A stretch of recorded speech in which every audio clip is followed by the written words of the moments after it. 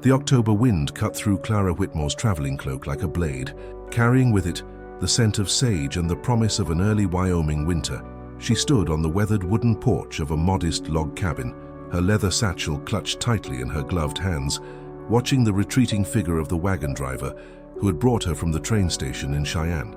"Wait," she called out, her voice nearly lost in the howling wind. "Are you certain this is the right place, the Diamond M Ranch?" The grizzled man barely turned his head as he climbed back onto his wagon seat. "Here's the address you gave me, miss. Thomas Mitchell's place, just like you said." He flicked the reins and his horses began moving down the dusty trail. "Good luck to you." Clara watched in growing desperation as the wagon disappeared over a low hill, leaving her completely alone in the vast Wyoming landscape. The silence was overwhelming after the constant noise of Boston's crowded streets. Here, there was only the wind, the distant lowing of cattle, and the thunderous beating of her own heart. She turned back to the cabin, its windows dark and unwelcoming. The porch boards creaked under her feet as she approached the heavy wooden door. With trembling fingers, she lifted the brass knocker and let it fall 3 times against the wood. The sound echoed hollowly, but no footsteps answered from within. "Mr. Mitchell?" she called, her voice wavering despite her efforts to remain composed. "Mr. Mitchell, it's Clara Whitmore. I've come from Boston, just as we arranged in our correspondence." Silence stretched on, broken only by the wind rattling the shutters. Clara's stomach twisted with a mixture of fear and confusion. According to their letters, Thomas Mitchell had been expecting her arrival today. He had seemed so eager in his written words, so genuine in his desire for a wife to share his life on the ranch. She knocked again, harder this time, the sound sharp and desperate. "Please, Mr. Mitchell, I've traveled so far and I have nowhere else to go." The words hung in the air, a stark reminder of her situation. She had burned her bridges in Boston, telling her family she was leaving to marry a rancher in Wyoming. Her eldest brother had been furious, calling her a fool for trusting a stranger. Her mother had wept, begging her to reconsider. But Clara had been determined to escape the suffocating expectations of Boston society, where she was seen as nothing more than a spinster burden at 26. Now, standing on this empty porch with darkness falling around her, she wondered if her family had been right. The sound of approaching hoofbeats made her heart leap with hope. Clara turned toward the sound, expecting to see Thomas Mitchell returning from some ranch business. Instead, she saw a lone rider approaching through the gathering dusk, a tall man on a dark horse, his broad shoulders silhouetted against the purple sky. As he drew closer, Clara could make out more details. He was perhaps in his mid-30s, with weathered features and prematurely gray hair at his temples. His clothes were practical ranch wear, worn denim, a leather vest, and boots that had seen hard use. There was something solid and dependable about him, but also a wariness in his gray eyes as he took in the sight of her standing on his porch. He dismounted with the fluid grace of a man who had spent his life on horseback, but he made no move to approach her. Instead, he stood beside his horse, studying her with an expression that was more puzzled than welcoming. "Ma'am," he said finally, touching the brim of his hat, "can I help you with something?" Clara's heart sank. This wasn't the greeting she had expected from the man who had written such warm letters about their future together. "Mr. Mitchell, I'm Clara Whitmore. I've come from Boston to marry you." The man's eyes widened in genuine shock. "I'm sorry, miss, but I think there's been some mistake. I'm Thomas Mitchell and I'm not expecting anyone, least of all a bride." The words hit Clara like a physical blow. She swayed slightly, her vision blurring with unshed tears. "But we've been corresponding for months. You wrote to me about your ranch, about wanting a wife to share your life. I have your letters." "Ma'am, I haven't written to anyone about marriage," Thomas said, his voice gentler now as he seemed to recognize her distress. "I think someone's played a cruel trick on both of us." Clara's legs threatened to give out beneath her. She had sold her few possessions to pay for the train fare west. She had endured her family's disapproval and the stares of fellow passengers who whispered about women desperate enough to become mail-order brides. She had clung to the hope that Thomas Mitchell would be the man his letters suggested, kind, honest, and eager for companionship. "I don't understand," she whispered, reaching into her satchel with shaking hands. "I have the letters right here. Look, this one is dated just last month." She pulled out a carefully folded piece of paper and held it toward him. Thomas stepped closer, his expression concerned. In the fading light, Clara could see that his face was deeply lined, marked by years of hard work and, she suspected, some profound sadness. He took the letter from her trembling fingers and read it silently, his frown deepening with each line. "This is signed J. Mitchell," he said finally, "and it mentions the Diamond M Ranch. But I didn't write this, miss. I swear to you on my honor as a man I've never seen these words before." Clara felt the world tilting around her. Then how could... She couldn't finish the questions. The implications were too terrible to voice. Thomas was quiet for a long moment, his jaw working as he seemed to wrestle with some internal decision. Finally, he looked up at her, and Clara saw something shift in his expression, a mixture of pity and determination. "Miss Whitmore," he said, his voice carefully controlled, "I don't know what kind of deception brought you here, but I can see you're in genuine distress. It's getting dark and the nearest town is 15 miles away. You can't travel that distance alone at night, especially with a storm coming in." As if summoned by his words, thunder rumbled in the distance, and the wind picked up, sending Clara's skirts whipping around her legs. She pulled her cloak tighter, but it provided little protection against the growing cold. "I can't impose on you," she said, though her voice lacked conviction. "You don't know me, and I seem to have been the victim of some terrible mistake." Thomas studied her face for a long moment, and Clara had the unsettling feeling that he was seeing more than she wanted to reveal. "Ma'am, I may not know you, but I can see you're a decent woman in a difficult situation. No one deserves to be left stranded like this, especially not based on false promises." He moved closer, and Clara caught the scent of leather and sage that seemed to cling to him. "I have a spare room, and there's stew on the stove. It's not much, but it's warm and safe. You can stay the night, and tomorrow we'll figure out how to get you back to civilization." Clara felt tears threatening again, but this time they were tears of relief rather than despair. "Mr. Mitchell, I don't know what to say. Your kindness is more than I deserve considering the circumstances." "Everyone deserves kindness," Thomas said simply. "And please, call me Thomas. Mr. Mitchell makes me sound like my father, God rest his soul." He gestured toward the cabin door. "Come on inside before this storm hits. We can sort out the details once you're warm and fed." As Thomas led her toward the cabin, Clara felt a strange mixture of gratitude and confusion. This man was nothing like the passionate correspondent she had imagined. He was quieter, more reserved, but there was something deeply reassuring about his steady presence. When he opened the door and warm light spilled out onto the porch, Clara felt as though she was stepping from one world into another. "Thank you," she whispered as she crossed the threshold. "Thank you for not turning me away." Thomas looked at her with those serious grey eyes, and for a moment Clara thought she saw something flicker in their depths, curiosity perhaps, or the beginning of understanding. "You'll eat with me tonight," he said simply, closing the door against the wind. "Tomorrow we'll worry about tomorrow." The Wyoming dawn broke with a harsh beauty that Clara had never witnessed before. Frost painted delicate patterns across the cabin's single window, and the silence stretched endlessly across the vast landscape. She had slept fitfully on the narrow cot that Thomas had prepared for her in the small storage room, her mind churning with questions about her abandoned fate and this unexpected sanctuary. The scent of coffee and bacon drifted through the thin wooden walls, accompanied by the soft sounds of someone moving carefully around the kitchen. Clara smoothed her wrinkled traveling dress, the same one she'd worn since leaving Boston 3 days ago, and stepped into the main room where Thomas stood with his back to her, tending to the wood stove. "Good morning," she said softly, unsure of the proper protocol for addressing the man who had rescued her from certain disaster. Thomas turned, his weathered hands holding a metal coffee pot. In the morning light, Clara could see him more clearly than she had the night before. He was perhaps 35, with prematurely grey hair at his temples and deep lines around his eyes that spoke of years spent squinting against the prairie sun. His movements were deliberate and efficient, like a man accustomed to solitude. "Morning," he replied, his voice still carrying that same measured tone. "Coffee's ready. Eggs and bacon too, if you're hungry."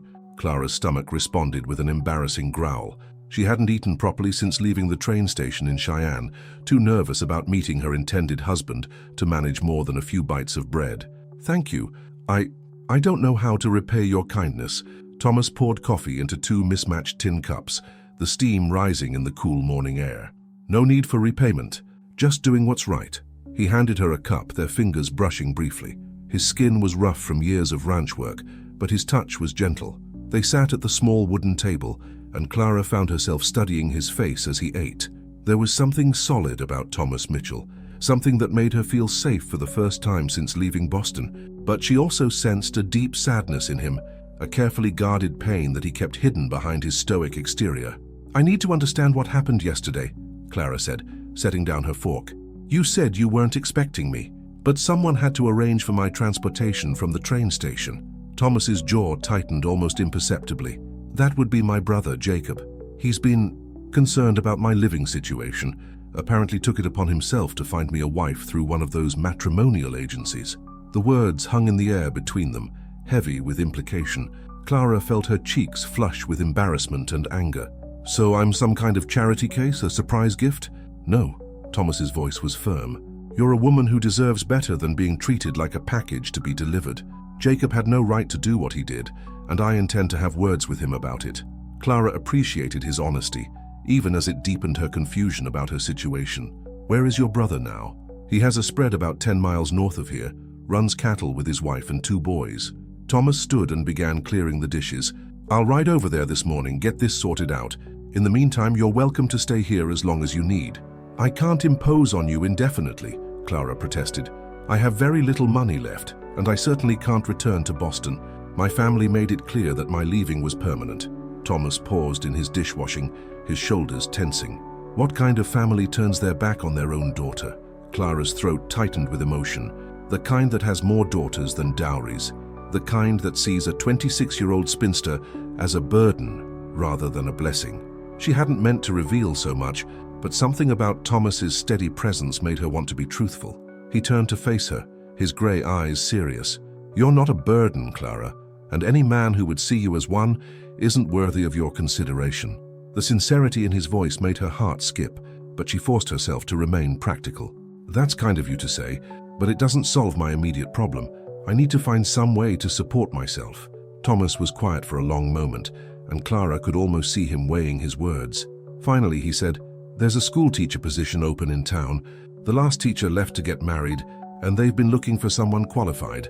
You mentioned you worked as a governess in Boston. Hope flickered in Clara's chest. Yes, for the Pemberton family. I taught their 3 children for 4 years before circumstances required me to seek other arrangements. The pay isn't much, but it includes lodging in the schoolhouse. It might be a solution, at least temporarily. Clara nodded, grateful for any prospect of independence. I would very much like to inquire about the position. When could we go to town? This afternoon, after I settle things with Jacob. But Clara, Thomas hesitated, then continued, I want you to know that you have options.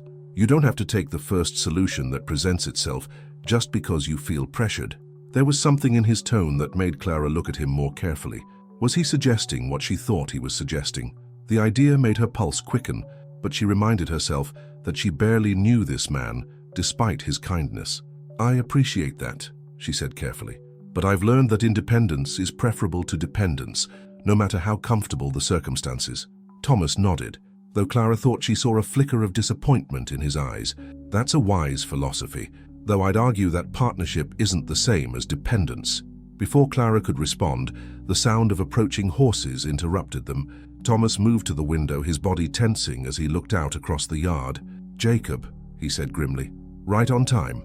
Clara joined him at the window and saw 2 riders approaching, a man who bore a strong resemblance to Thomas, but with a rounder face and more animated gestures, and a woman with graying hair pulled back in a practical bun.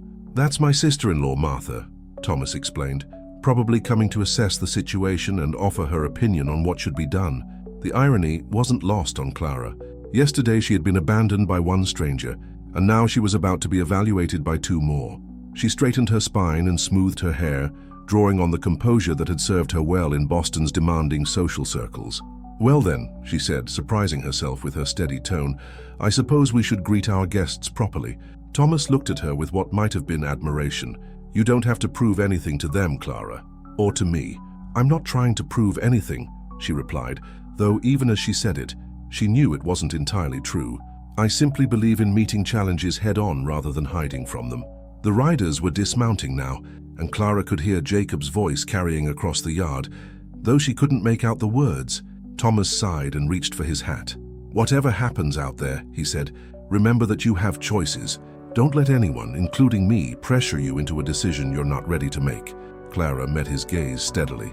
And what if I've already made my decision? Thomas's eyes widened slightly, but before he could respond, Jacob's voice boomed from the front porch.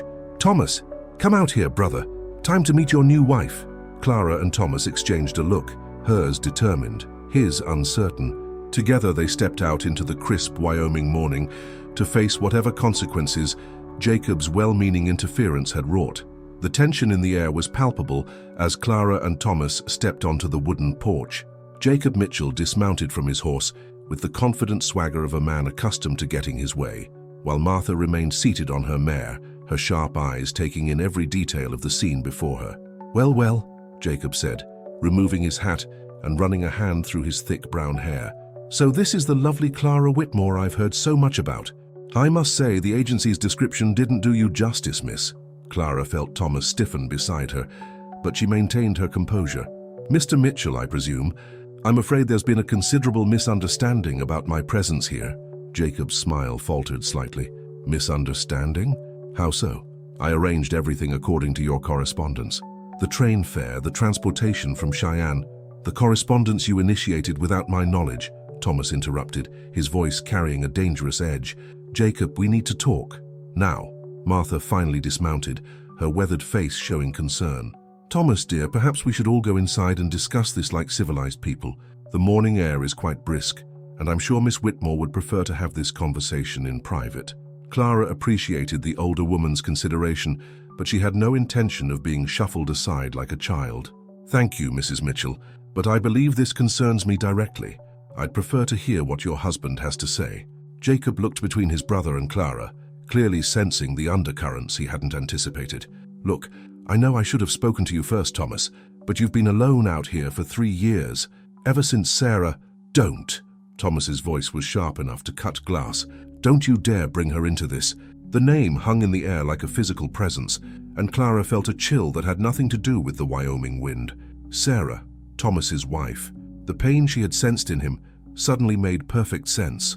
Martha stepped forward, her voice gentle but firm. "Jacob, you've overstepped. Regardless of your intentions, you had no right to arrange a marriage without Thomas's consent." "I was trying to help," Jacob protested, his voice rising. "He's wasting away out here living like a hermit. Sarah wouldn't have wanted—" "You don't know what Sarah would have wanted," Thomas said, his fists clenched at his sides. "And you certainly don't get to decide what's best for my life." Clara watched the brothers face off, feeling like an intruder in their family drama. But she also felt a growing anger at being treated like a commodity to be argued over. "Excuse me," she said, her voice cutting through their heated exchange, "but I believe I have something to say about this situation." All three turned to look at her, and Clara drew herself up to her full height. "Mr. Jacob Mitchell, while I appreciate that your intentions may have been good, your methods were presumptuous and frankly cruel. You arranged for a woman to travel across the country to marry a man who had no knowledge of her existence. Do you have any idea what that journey cost me, both financially and emotionally?" Jacob's face reddened. I paid for your travel expenses. You paid for my transportation," Clara corrected sharply. "But you didn't pay for the life I left behind in Boston. You didn't pay for the bridges I burned with my family when I told them I was leaving to marry a rancher in Wyoming. You didn't pay for the hope I carried in my heart that I might finally find a place where I belonged." The raw honesty in her voice seemed to shock them all into silence. Clara continued, her voice steady despite the emotion threatening to overwhelm her. "I am not a solution to your brother's loneliness, Mr. Mitchell. I am a person with my own hopes, fears, and dreams, and I will not be treated as anything less." Thomas was looking at her with something approaching awe, while Martha nodded approvingly. Jacob, however, looked genuinely stricken. "Miss Whitmore, I never thought of it that way. I truly believed I was helping both of you. The letters you wrote were so eloquent, so full of hope for a new life." "Letters I wrote in response to your brother's supposed interest," Clara said. "Letters that painted a picture of a man eager for companionship and partnership, not a man who was completely unaware of my existence." Martha moved to Clara's side, placing a gentle hand on her arm. "My dear, Jacob has always been impulsive, but his heart is in the right place. The question now is what we do to make this right." Thomas had been silent during Clara's speech, but now he stepped forward. "Clara's right. This whole situation is my fault for not keeping better track of Jacob's meddling. But the question isn't what we do to make it right. It's what Clara wants to do." Clara felt the weight of their expectation, but also something else, a sense of her own power that she hadn't felt in years. "What I want," she said slowly, "is to understand what really happened to bring me here. Mr. Mitchell, you mentioned letters. I'd like to see them." Jacob shifted uncomfortably. "Well, you see, I may have—" interpreted some of Thomas's casual comments as expressions of interest in finding a wife. And when I saw the advertisement for the matrimonial agency, I thought, you thought you'd play matchmaker without consulting either party, Martha said dryly. Jacob, sometimes your enthusiasm outweighs your judgment. I have the correspondence with the agency, Jacob said, reaching into his coat pocket. I brought it with me, thinking you might want to see it. He handed Clara a small bundle of letters tied with string. Her hands trembled slightly as she recognized her own handwriting mixed with unfamiliar script. These are my letters, she said softly, but I never wrote to Thomas Mitchell.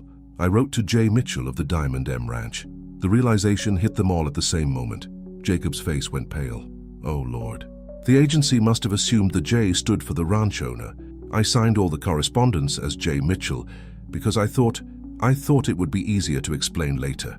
Thomas ran a hand through his hair, his frustration evident. So Clara was writing to you thinking you were me, and you were writing back as if you were me, arranging a marriage for me without my knowledge. It seemed simpler at the time, Jacob said weakly. Clara felt a hysterical laugh bubbling up in her throat. Simpler?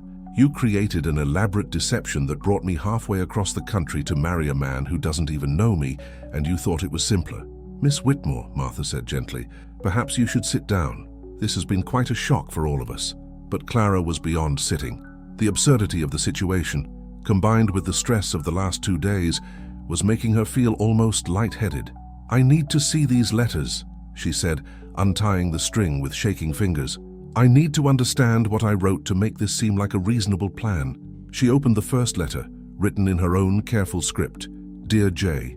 Mitchell, your advertisement in the Boston Herald caught my attention. I'm a woman of 26 years, educated and experienced in household management and teaching. I am seeking a partnership based on mutual respect and shared goals for building a life together. Clara's voice trailed off as she read. The letter was full of hope and careful optimism, describing her qualifications as a wife and her dreams for a quiet life away from the crowded city. Reading it now, with the knowledge of how it had been received, made her feel exposed and foolish. I was so careful, she whispered. I tried to be honest about who I was and what I wanted. I thought someone actually wanted to know me. Thomas stepped closer, his voice gentle. Clara, these letters show exactly who you are. Someone thoughtful, honest, and brave enough to take a chance on a new life. Jacob's deception doesn't change that. Clara looked up at him, seeing something in his eyes that made her heart race. But it changes everything else, doesn't it? I'm not your intended bride. I'm just a stranger who showed up on your doorstep because of your brother's misguided scheming. Maybe, Thomas said quietly. But maybe that's not such a bad thing. Maybe it's better than being strangers, who are bound by obligation and expectation. The implications of his words hung between them, and Clara felt something shift in the air. This wasn't just about correcting Jacob's mistake anymore. This was about choosing what came next. What are you saying? She asked, though her heart was already providing the answer. Thomas glanced at his brother and sister-in-law, then back at Clara. I'm saying that maybe we can start over. No false pretenses, no arranged marriages, no pressure. Just two people getting to know each other and seeing what develops. Clara felt tears prick her eyes, but they were tears of relief rather than sadness. And if nothing develops, then we'll face that when it comes, Thomas said. But I'd like the chance to find out who you really are, Clara Whitmore. Not the woman my brother tried to order like a catalog bride, but the woman who had the courage to defend herself on my front porch. Clara looked around at the three faces watching her expectantly. Jacob still looked stricken with guilt. Martha was smiling encouragingly, and Thomas was looking at her like she was someone worth knowing. All right, she said finally. Let's start over. The ride to town was filled with a comfortable silence that surprised Clara. After the emotional confrontation with Jacob and Martha, she had expected awkwardness between her and Thomas. Instead, she found herself stealing glances at his profile as he guided the wagon along the rutted road, noting the way his hands held the reins with easy confidence and how his eyes constantly scanned the horizon, habits of a man who had spent years reading the land and weather. Tell me about the school, Clara said as they crested a small hill that revealed the town of Cedar Falls spread below them. It was smaller than she had imagined, perhaps 24 buildings clustered around a main street, with a white church steeple rising above the other structures. Thomas's expression softened slightly. It's a one-room schoolhouse built about 5 years ago when the town started growing. We've got children ranging from 6 to 15. though the older ones only attend during the winter months when ranch work is lighter. How many students exactly? Clara asked, her practical mind already assessing the challenge. About 18 during the winter, 12 in the warmer months. The last teacher, Miss Henderson, did well with them. She was young and enthusiastic, but she fell in love with the banker's son and moved to Denver when they married. Clara nodded, understanding the familiar pattern. And the school board? Who makes the hiring decisions? That would be Mayor Peterson, Doc Hartwell, and Reverend Matthews. They're good men, fair-minded, though they might be a bit surprised by your circumstances. Thomas glanced at her meaningfully. You mean my arrival as your supposed mail-order bride? Clara said with a slight smile. I imagine that will be the topic of conversation for some time. Small towns have long memories, Thomas agreed, but they also value character over gossip, eventually. If you prove yourself capable, they'll judge you by your work, not your past. As they entered the town proper, Clara noticed several people stopping their activities to watch them pass. She kept her chin up and her gaze forward, drawing on years of navigating Boston's social scrutiny. The difference was that here she sensed curiosity rather than judgment. Thomas pulled the wagon to a stop in front of a neat building with Cedar Falls School painted in careful letters above the door. That's the schoolhouse. Your living quarters would be in the back. 2 rooms, small but private. The town provides firewood and basic supplies. Clara studied the building, imagining herself teaching within its walls. It looks well maintained. The town takes pride in it. Education is important out here, maybe more than in places where it's taken for granted. Thomas climbed down and came around to help her from the wagon. Mayor Peterson's office is just down the street, shall we? The mayor's office was a modest room above the general store, accessed by an outside staircase. Clara climbed the wooden steps, her heart beating faster with each step.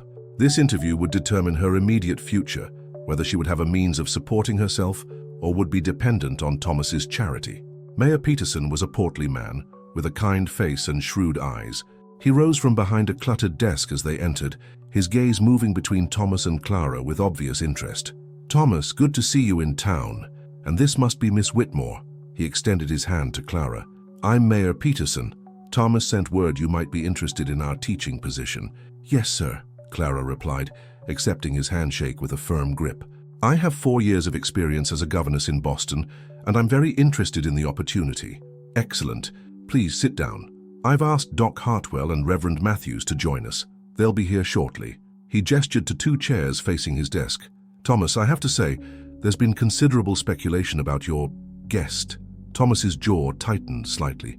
Clara is a friend who needed assistance. Her qualifications for the teaching position should be judged on their own merits. Of course, the mayor said quickly. I meant no offense. It's just that news travels fast in a small town. The door opened and 2 more men entered. The first was a tall, thin man with a neatly trimmed beard and intelligent eyes, clearly the doctor. The second was younger, with the earnest expression of a man dedicated to his calling. Miss Whitmore, the doctor said, extending his hand. I'm Dr. Hartwell. Welcome to Cedar Falls. And I'm Reverend Matthews, the younger man added. We're pleased to meet you, though I confess we're curious about your situation. Clara had prepared for this moment during the ride to town. Gentlemen, I understand there may be questions about my arrival in Cedar Falls. I came here based on correspondence I believe to be from Mr. Mitchell, but it turns out there was a misunderstanding. Rather than return to Boston immediately, I've decided to explore opportunities here. I'm a qualified teacher and I understand you need someone for your school. The 3 men exchanged glances. Dr. Hartwell leaned forward in his chair. Miss Whitmore, your honesty is refreshing, but I have to ask, what are your long-term intentions? We don't want to hire someone who might leave at the first opportunity. Clara met his gaze steadily. Dr. Hartwell, I have no family ties compelling me to return to Boston. My future is what I make of it, and I'm prepared to make it here if given the chance. I believe in the value of education, and I'm willing to commit to at least a full school year, with the possibility of longer depending on how well I fit into the community. Reverend Matthews nodded approvingly.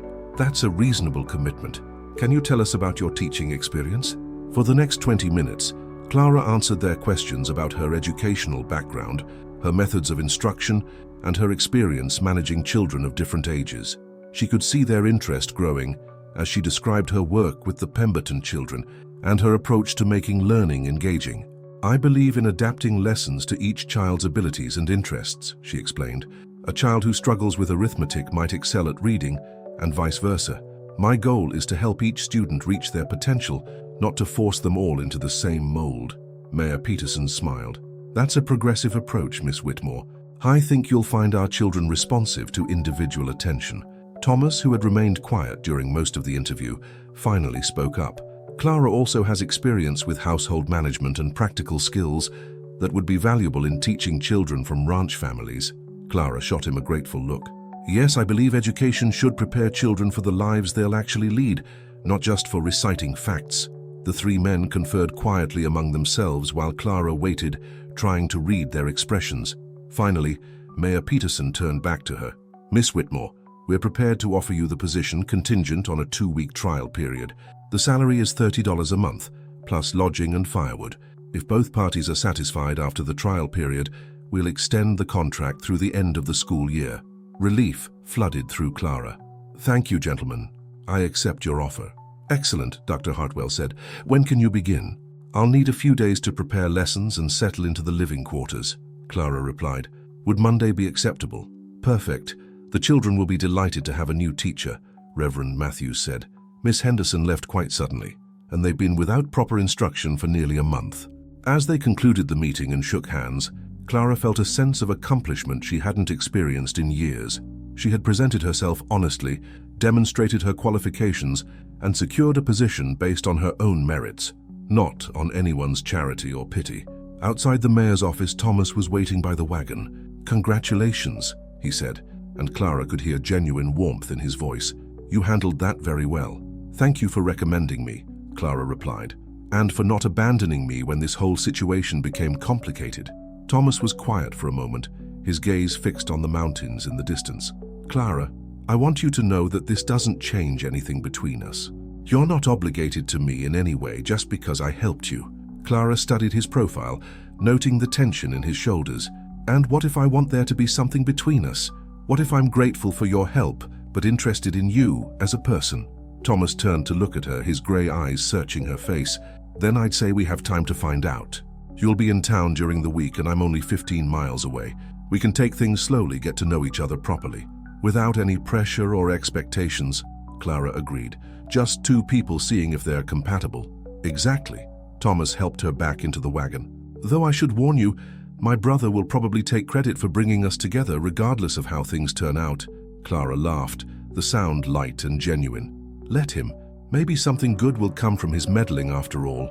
As they drove back toward the ranch, Clara felt a cautious optimism building in her chest. She had a job, a place to live, and the possibility of something more with a man who had shown her kindness when she needed it most. It wasn't the life she had planned when she left Boston, but it might be something even better, a life she had chosen for herself. 3 weeks had passed since Clara began teaching at Cedar Falls School, and she found herself settling into a rhythm she had never experienced before. The work was challenging, but deeply satisfying, far different from the constrained atmosphere of the Pemberton household in Boston. Here she had the freedom to shape young minds according to her own methods, and the children responded with an enthusiasm that warmed her heart. On this particular Friday afternoon, as the last of her students disappeared down the dusty main street, Clara was organizing papers at her desk when she heard the familiar sound of hoofbeats outside. Through the window, she saw Thomas dismounting from his horse, and her pulse quickened in a way that had become both familiar and troubling over the past weeks. He had taken to visiting town every Friday, ostensibly to conduct business at the bank and general store, but Clara suspected his real purpose was to see her. Their conversations had grown longer and more personal with each visit, and she found herself looking forward to these encounters with an anticipation that surprised her.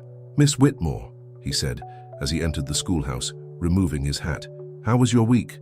"Productive," Clara replied, noting how his presence seemed to fill the small space. Young Timothy Henderson finally mastered his multiplication tables, and Sarah Beth Morrison wrote a composition about ranch life that would impress any teacher in Boston. Thomas smiled, and Clara noticed how it transformed his usually serious face. "The children speak highly of you when they visit the ranch with their families. You've made quite an impression. They're remarkable students. They have a hunger for learning that's refreshing." Clara set down her papers and moved closer to where Thomas stood. "How are things at your ranch? You look tired." It was true. Thomas's face showed signs of strain, and there were new lines around his eyes. He had been working longer hours preparing for winter, but Clara sensed there was something more troubling him. "There's been some difficulty," Thomas admitted, his jaw tightening. "Cattle rustlers hit the Morrison spread 2 nights ago. Took about 30 head. Sheriff's organizing a search party." Clara felt a chill that had nothing to do with the cooling autumn air. "Is there danger to other ranches? To you?" "Could be. These rustlers are bold, hitting ranches close to town. Most of us are taking precautions, keeping the cattle closer to the house, posting guards." Thomas met her eyes. "Clara, I want you to know that if you feel unsafe here in town, you're welcome to stay at my place until this is resolved." The offer hung between them, loaded with implications beyond simple safety. Clara appreciated his concern, but she also recognized the impropriety of the suggestion. "That's kind of you, but I think I'm safer here in town than you are out on your ranch alone." "I'm not alone," Thomas said quickly. "Jacob's men have been helping patrol my land, and I've got good neighbors. But Clara," he paused, seeming to struggle with his words, "I find myself worrying about you more than I probably should." The admission sent warmth spreading through Clara's chest. Over the weeks, she had been carefully observing Thomas, noting the small kindnesses he showed, the way he always ensured she had enough firewood, how he remembered details about her students, the respect he showed her opinions even when they differed from his own. "Thomas," she said softly, "I worry about you too, more than I expected to when this all began." They stood facing each other in the afternoon light streaming through the schoolhouse windows, and Clara felt the weight of unspoken feelings between them. This wasn't the desperate arrangement she had originally thought she was entering. This was something real, growing slowly but steadily from mutual respect and genuine affection. "Clara, I need to tell you something," Thomas said, his voice rougher than usual.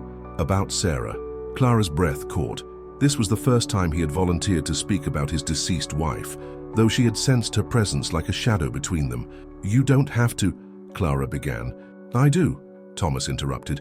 "You deserve to understand what you might be getting yourself into." He moved to the window, his back to Clara as he spoke. "Sarah and I were married for 5 years. She was everything good about this place. Strong, kind, full of life. She died 3 years ago giving birth to our son. We lost them both." Clara felt tears prick her eyes at the pain in his voice. "Thomas, I'm so sorry. I thought I was done with feeling," he continued, still facing the window. "Done with hoping for anything beyond just getting through each day. When Jacob brought you here, I was angry because I thought he was trying to replace something that couldn't be replaced." Thomas turned back to her, his gray eyes intense. "But you're not Sarah, and you're not a replacement. You're yourself, strong and intelligent and brave enough to build a new life from nothing. And I find myself hoping again, Clara, hoping for a future I thought was lost to me." Clara moved closer, her heart racing. "What kind of future? One where I'm not just surviving but living. One where this house isn't just a place to sleep but a home again. One where I have someone to share the sunset with. Someone who understands that love isn't just passion, but partnership." The words hung between them, and Clara felt the magnitude of what he was offering. Not just marriage, but a true partnership built on understanding and shared values.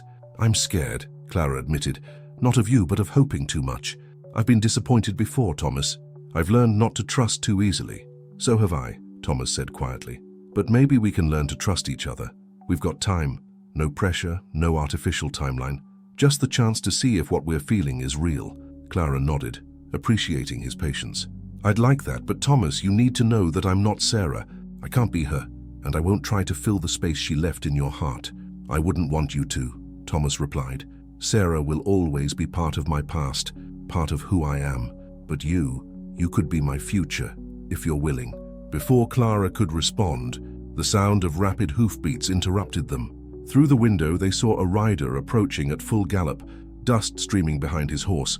Thomas immediately tensed, his hand instinctively moving toward the gun at his hip. The rider pulled up in front of the school and dismounted quickly. Clara recognized him as young Billy Morrison, his face flushed with excitement and fear. "Mr. Mitchell," Billy called as he burst through the schoolhouse door. "Pa sent me to find you. The rustlers, they hit your place about an hour ago. Took a big herd and shot up your barn pretty bad." Thomas went rigid, his face paling. "Anyone hurt?" "No, sir, but they left a message. Said they'd be back for more, and next time they might not be so careful about avoiding folks." Clara felt her blood run cold. The rustlers weren't just stealing cattle. They were making threats, escalating the situation beyond simple theft. Thomas was already moving toward the door. "Billy, you tell your pa I'm heading home now. Ask him to send word to the sheriff." "Wait," Clara said, catching his arm. "You can't go alone. If they're still in the area, I have to check on my property," Thomas said firmly. "This is my responsibility." "Then I'm coming with you," Clara declared, surprising them both. "Absolutely not," Thomas replied immediately. "It's too dangerous. Thomas Mitchell, I am not some fragile flower who will wilt at the first sign of trouble," Clara said, her voice taking on the authoritative tone she used with difficult students. "I grew up in Boston, not a convent. I can handle myself." Billy looked between them with wide eyes, clearly fascinated by the exchange. "Clara, this isn't about your capabilities," Thomas said, his voice strained. "It's about me not being able to concentrate on what needs to be done if I'm worried about your safety." The admission stopped Clara cold. She could see the conflict in his eyes, the need to protect what was his warring with respect for her independence. "All right," she said finally. "I'll stay in town. But Thomas, promise me you'll be careful. Promise me you'll come back." Thomas stepped closer, his hand briefly touching her cheek. "I promise, and Clara, when this is over, we need to finish this conversation." "Yes," she whispered. "We do." Thomas mounted his horse and rode hard toward his ranch, leaving Clara standing in the schoolhouse doorway with her heart in her throat. As she watched him disappear over the hill, she realized that somewhere in the past 3 weeks, without ceremony or declaration, she had fallen in love with Thomas Mitchell. Now she could only pray that he would return safely so she could tell him. The hours that followed Thomas's departure were the longest of Clara's life. She paced the small schoolhouse, unable to concentrate on grading papers or preparing lessons. Every distant sound made her heart race, hoping for news of his safety. As darkness fell, she lit the oil lamps and continued her vigil, refusing to retire to her quarters until she knew he was safe. It was well past midnight when she heard horses approaching. Clara rushed to the window and saw torchlight flickering in the street. Her heart hammered as she recognized Sheriff Williams leading a group of riders, with Thomas among them. Even in the dim light, she could see he was unharmed, and relief flooded through her so powerfully that her knees nearly buckled. Thomas dismounted and spoke briefly with the sheriff before breaking away from the group and striding toward the schoolhouse. Clara met him at the door, not caring about propriety or what the other men might think. "Thank God you're safe," she breathed, resisting the urge to throw herself into his arms. "The rustlers are gone," Thomas said, his voice hoarse with exhaustion. "We tracked them to the county line. Sheriff thinks they'll keep moving now that they know we're organized against them." "How bad was the damage to your ranch?" "Could have been worse. They shot up the barn and took about 50 head of cattle, but no one was hurt. The important things, the house, the breeding stock, they're all intact." Thomas stepped closer, lowering his voice. "Clara, riding home tonight, all I could think about was getting back to you. That scared me more than any rustler ever could." Clara felt her breath catch. "Thomas, let me finish," he said gently. "I realized something today. When I thought I might not see you again, might not get the chance to tell you how I feel. Clara, I love you. Not because you remind me of someone else, not because I'm lonely, but because you're you. You're brave and kind and intelligent, and you make me want to be a better man." The words she had been hoping to hear washed over her like warm sunlight. "I love you too," she whispered. "I think I have for weeks, but I was too afraid to admit it." Thomas reached for her hands, his calloused fingers intertwining with hers. "Will you marry me, Clara? Not because of some arrangement or obligation, but because we choose each other." Clara felt tears of joy streaming down her face. "Yes," she said without hesitation. "Yes, I'll marry you." Thomas pulled her into his arms then, and Clara felt as though she had finally come home. His kiss was gentle but filled with promise, and when they broke apart, she saw her own happiness reflected in his eyes. "There's something else," Thomas said, his expression growing serious. "I want you to keep teaching if you want to. I know how much it means to you, and I won't ask you to give up something that brings you such joy." Clara's heart swelled with love for this man who understood her so completely. "Are you certain? It would mean I'd be in town during the week." "Then I'll find reasons to come to town more often," Thomas said with a smile. "Besides, Cedar Falls needs a good teacher, and the children adore you. I won't be the man who takes that away from them or from you." "What about children of our own?" Clara asked, voicing the question that had been in her heart. Thomas's expression grew tender. "I'd love to have children with you, Clara, but if that blessing doesn't come, we'll still have a good life together. We'll have the students you teach, the community we're part of, and each other." Clara marveled at the wisdom and maturity of this man she was going to marry. He had learned from loss how to treasure what he had, rather than mourn what he lacked. "When shall we be married?" she asked, suddenly eager to begin their life together. "As soon as you're ready," Thomas replied. "Though I should warn you, Jacob will insist on taking credit for bringing us together." Clara laughed, the sound bright and joyful in the quiet night. "Let him. In a way, he did bring us together, even if not in the way he intended." "Spring wedding?" Thomas suggested. "After the school year ends, when you can take some time to plan properly." "Spring sounds perfect," Clara agreed. "It will give us time to court properly, and for you to be absolutely certain you want to marry a stubborn Boston spinster who talks back to rustlers." Thomas chuckled. "I'm already certain, but I like the idea of a proper courtship. We've done everything backwards so far, might as well do something the traditional way." They talked until dawn, sharing dreams and fears, making plans for their future together. As the sun rose over the Wyoming mountains, painting the sky in shades of pink and gold, Clara felt a profound sense of rightness about her life for the first time in years. 6 months later, on a warm May morning, Clara stood in the small church in Cedar Falls, wearing a dress of pale blue silk that Martha Mitchell had helped her sew. The entire town had turned out for the wedding, along with many of the ranching families from the surrounding area. Her students had insisted on singing a song they had composed for the occasion, their young voices filling the church with joy. Thomas stood at the altar in his best suit, his grey eyes never leaving her face as she walked down the aisle. There was no one to give her away. She had chosen to walk alone, symbolizing her choice to come to this moment of her own free will. "Dearly beloved," Reverend Matthews began, "we are gathered here today to witness the marriage of Thomas Mitchell and Clara Whitmore, two souls who have found in each other not just love, but true partnership." As they exchanged vows they had written themselves, Clara felt the presence of the entire community supporting them. These people had accepted her not because of who she had been in Boston, but because of who she had chosen to become in Cedar Falls. "I, Clara, take you, Thomas, not as the man I thought I was coming to marry, but as the man I choose to love for the rest of my life," she said, her voice clear and strong. "I promise to be your partner in all things, to support your dreams as you support mine, and to build with you a home filled with love, laughter, and hope." Thomas's voice was equally steady as he made his promises. "I, Thomas, take you, Clara, as my wife and my equal. I promise to cherish your independence as much as our union, to support your teaching as I support our family, and to love you not as a replacement for what I've lost, but as the gift you are." When Reverend Matthews pronounced them husband and wife, the church erupted in celebration. As Thomas kissed his bride, Clara felt the last vestiges of her old fears and uncertainties melt away. She was no longer the desperate mail-order bride who had been abandoned on a stranger's porch. She was Clara Mitchell, beloved wife, respected teacher, and valued member of a community that had embraced her completely. At the wedding celebration that followed, Jacob cornered them with a broad grin and a glass of punch. "Well, brother, I think my plan worked out pretty well after all." Thomas and Clara exchanged a look of amused exasperation. "Jacob," Thomas said dryly, "your plan was a disaster. Clara and I found each other despite your meddling, not because of it." "Details," Jacob waved dismissively. "The important thing is that you're both happy," and they were.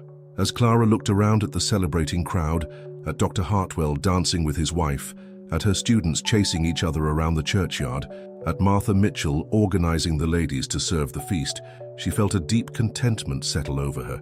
She had come to Wyoming expecting to marry a stranger out of desperation. Instead, she had found love, purpose, and a place where she truly belonged. Sometimes, Clara reflected as Thomas spun her around the makeshift dance floor, the best journeys were the ones that took you somewhere completely different from where you thought you were going. As the sun set over the Wyoming mountains on their wedding day, Thomas and Clara Mitchell headed home to begin their life together.